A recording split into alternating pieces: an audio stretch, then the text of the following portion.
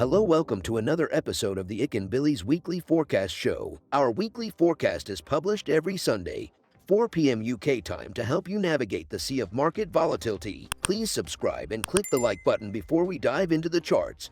Hey people, I've got something good to share with you guys. Bilis has launched a prop trading service and we are now looking for talented traders to fund. You can trade Forex, crypto indices, and metals with the accounts using the MetaTrader 4 application. We have the friendliest evaluation criteria in the industry that sets you up for success. All you just need to make 10% on your account in 60 days and make sure that your trade sizes are consistent and within a reasonable risk parameter.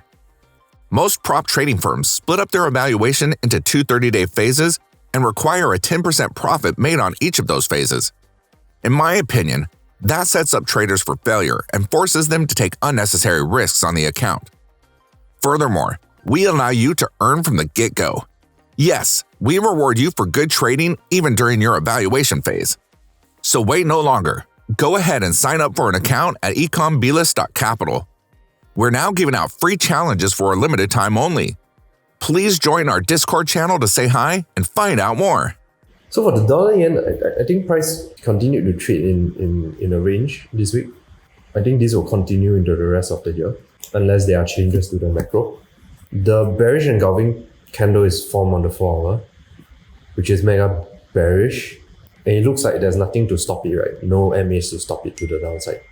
But something like that may happen, right? When this happened, we thought there's nothing to stop it to the downside, but the move down will be fairly choppy. And we could expect something like that too. So this move down will be capped by this 200 MA. So by the time of which next week, when it finally reaches down, it will maybe coincide or interpolate with the bottom of the channel.